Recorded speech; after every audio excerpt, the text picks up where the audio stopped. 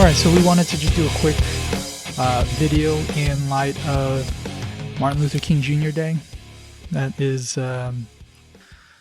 coming up this weekend. You guys probably have a 3-day weekend because of it. But we wanted to shed some light on his legacy and how we're impacted and some of the lesser known positions that he held.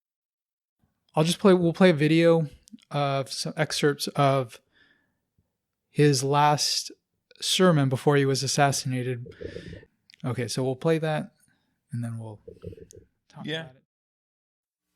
We are challenged to rid our nation and the world of poverty.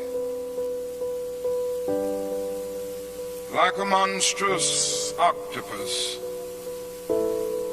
poverty spreads its nagging, prehensile tentacles into hamlets and villages all over our world. 2/3 of the peoples of the world go to bed hungry tonight. They are ill-housed, they are ill-nourished, they are shabbily clad. I walked in to the homes of welfare mothers. I saw them in conditions, no, not with wall-to-wall carpet, wall-to-wall rats and roaches. She pointed out her little boy who was a victim of lead poisoning. She pointed out the walls with all of the ceiling falling through. She showed me the holes where the rats came in. And she said night after night we have to stay awake, keep the rats and the roaches from getting to the children. Tragedy is so awful. These 40 million people are invisible because America is so affluent, so rich, because our expressways carry us away from the ghetto. We don't see the poor. And I must confess that in some situations I have literally found myself crying. How can one avoid being depressed when he sees with his own eyes evidences of millions of people going to bed hungry tonight? How can one avoid being depressed when he sees with his own eyes God's children sleeping on the sidewalks at night? And maybe we spend far too much of our national budget establishing military bases around the world, rather than bases of genuine concern and understanding.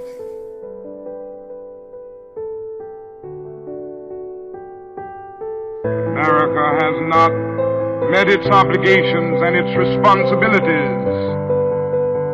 The poor. One day, we will have to stand before the God of history. We will talk in terms of things we've done. Yes, we will be able to say, we build gargantuan bridges to span the seas. We built gigantic buildings to kiss the sky. Yes, we made our submarines to penetrate oceanic depths. We brought into being many other things with our scientific and technological power. It seems that I can hear the God of history saying, that was not enough.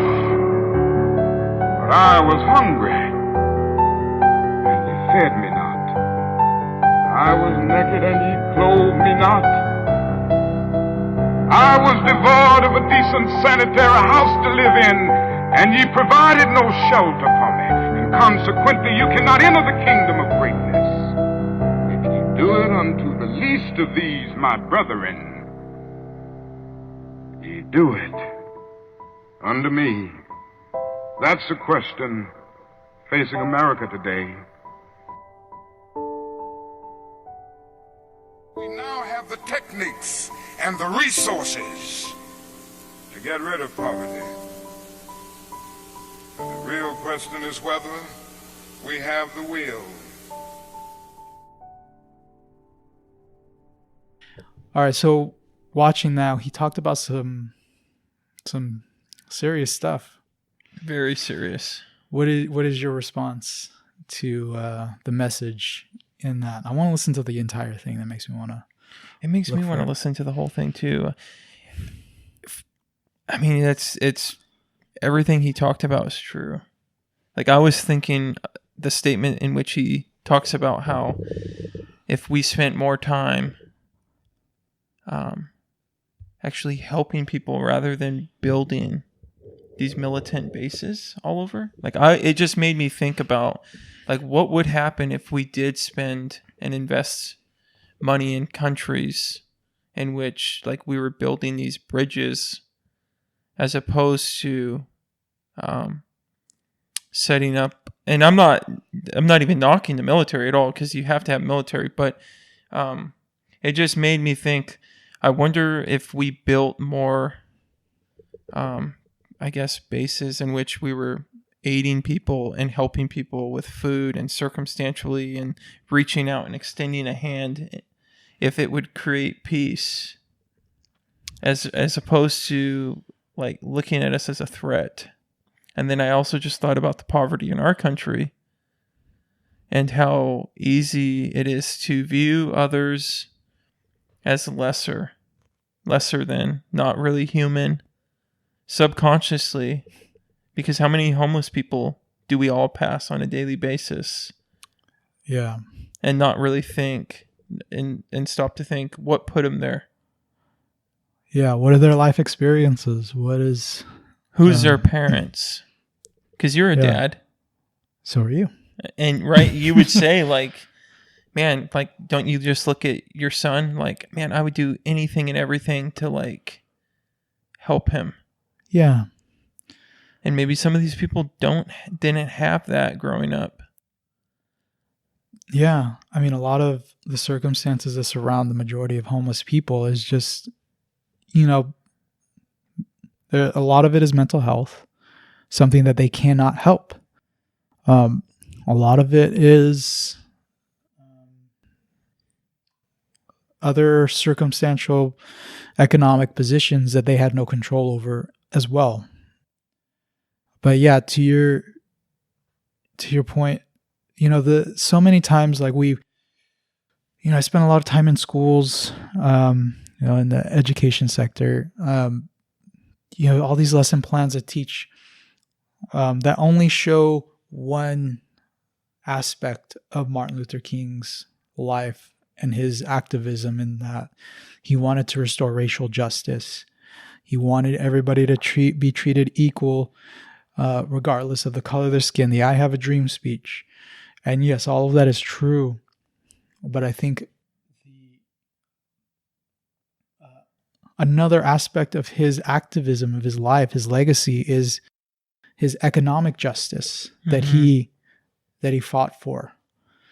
And it's interesting to note that before his assassination, he was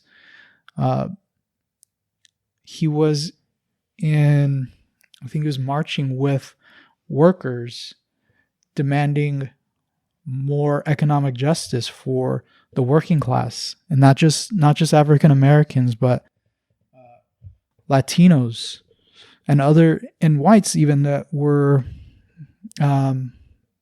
suffering from poverty, that were working people, that wanted justice, that wanted economic justice.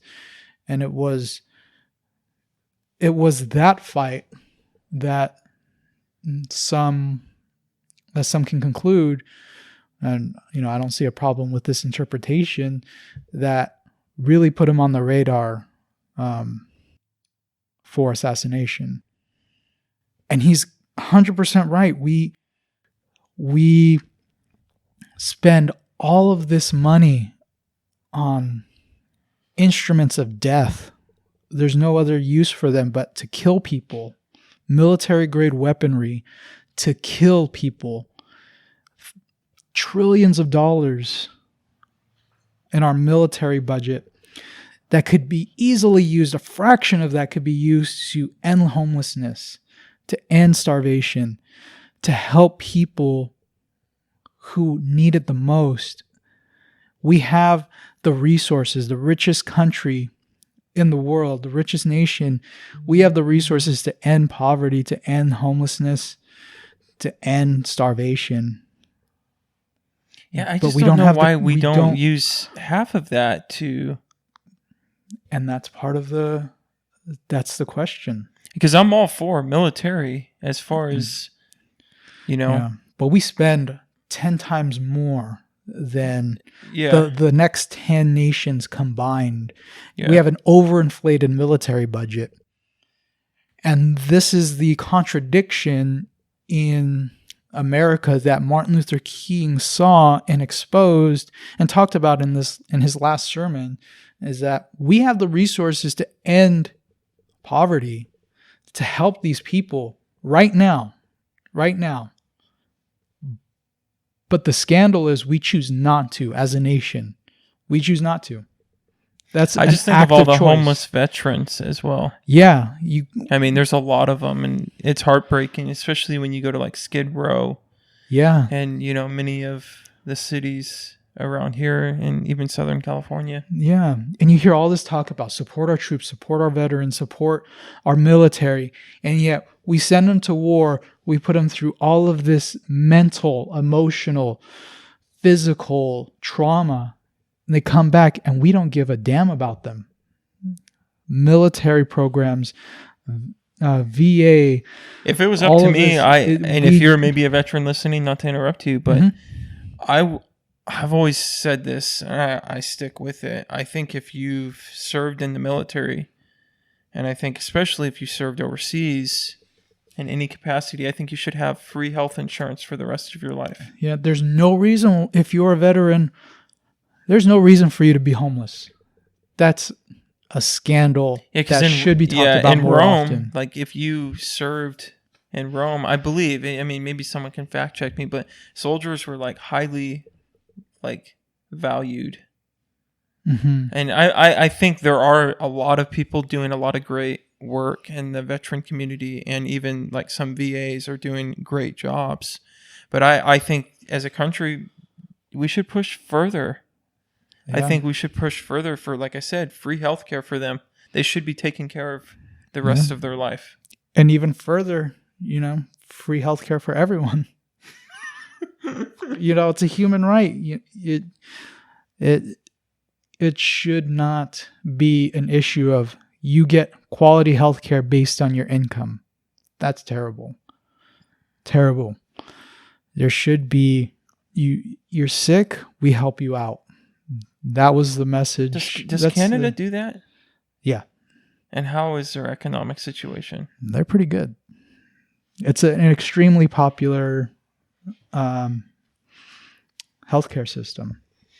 Does Switzerland do that? Yeah, a lot of the Scandinavian countries do that thriving? As well. Yeah, they're thriving pretty well.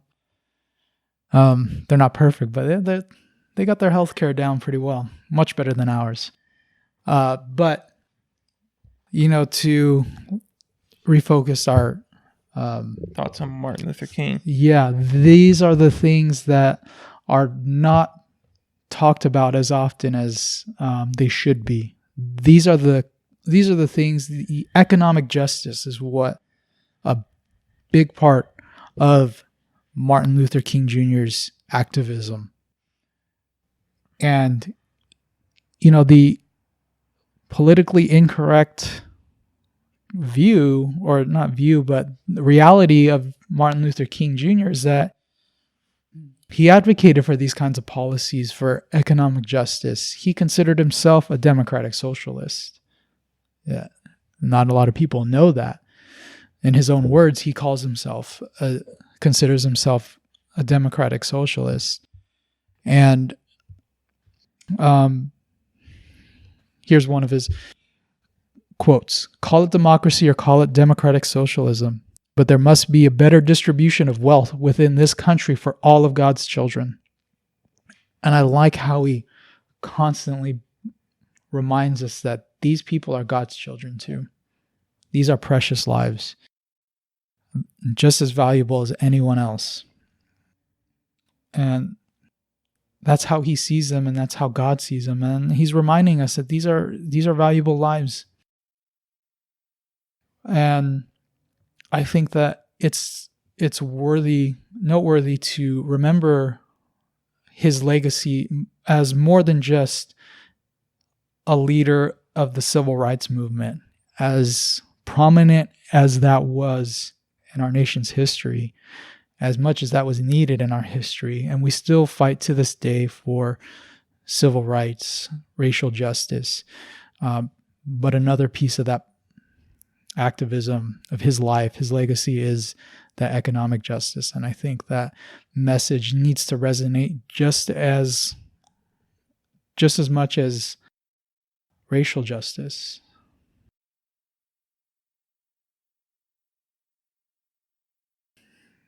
I say we end it there. All right. Martin Luther King was awesome. Yeah. One of my heroes in the faith. Yes, definitely. Definitely one of the spiritual giants of our day and age. Yeah, really walked the walk in terms of his spiritual life and represented the Spirit of Christ very well. So we just wanted to take this time in light of Martin Luther King Jr. Day to shed light on this and remind ourselves to keep fighting for this kind of justice for our brothers and sisters and extend the love of Christ to all of God's children, even the poor. Yes. Especially the poor and the outcasts. Especially. Absolutely. All right. Thanks, and thanks for listening to this, and check us out on our podcast. We'll see you soon. See ya.